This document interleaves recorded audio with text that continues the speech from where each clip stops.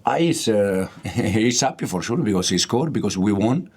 But I didn't see a goal different from 2 months ago, 3 months ago. I said many times he scored 14 goals for us in 20 Premier League games. But unfortunately, didn't score many goals in the last part of the season. But now we have 3 more games. We have also on Thursday the second leg, and hopefully he can help us until the end. Enzo, we saw Robert Sanchez was fine and came back into the team, but how was Christo? You said you had maybe a bit of an update on that.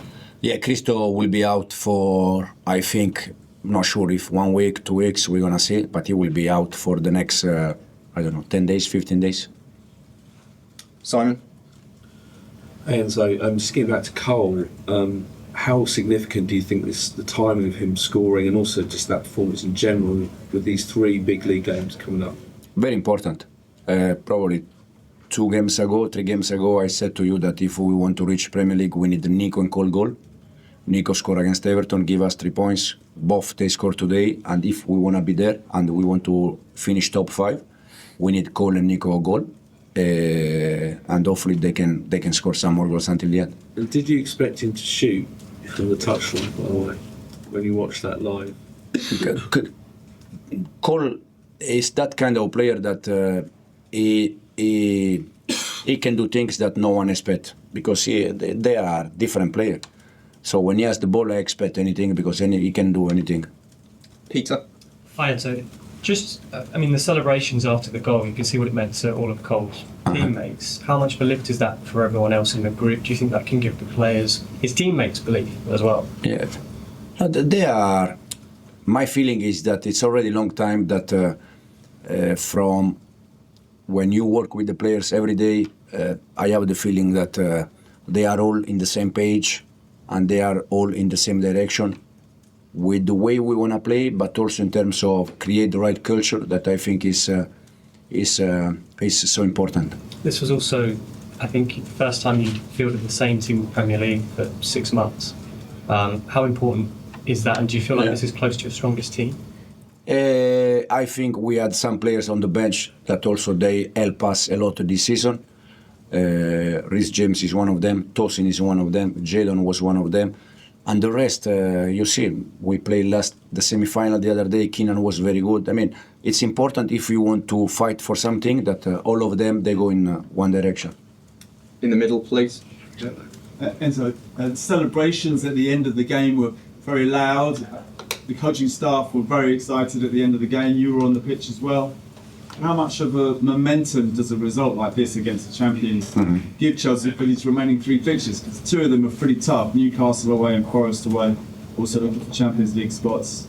Yeah, and United at home. They're going to be all tough. But now you have to go game by game. And the reason why the staff, the coaching staff, the players, at the end, they were so happy, even the fans, is because at this stage of the season, you need to win games. That for sure. Probably today environment for me was the best environment of this season with the fans. This is what we need every game. Fantastic. It's so good. And yeah. We'll do 2 more in the middle here, and then Martin. Hi Enzo, I have a question. What's the advantage at this stage of the season? The teams that are chasing or the chased ones in terms of pressure and everything else? That's a good question. I don't know, to be honest. No, it's difficult, because if you are there, the ones in behind, they want to chase you. If you are chasing, I don't know. The only thing I would like is to finish top 5 at the end of the season.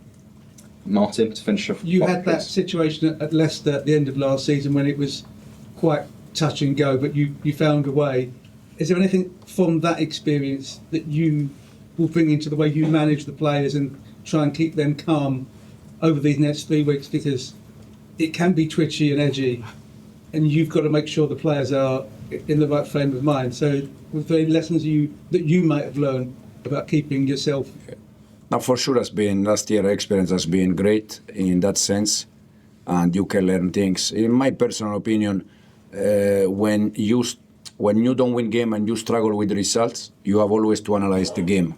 For sure, we didn't win some games where we were not good enough, but also I think we didn't win games where the team was good and deserved to win. So it's game by game, analyze the game, and see how we can improve. Okay, thanks guys. Thank you.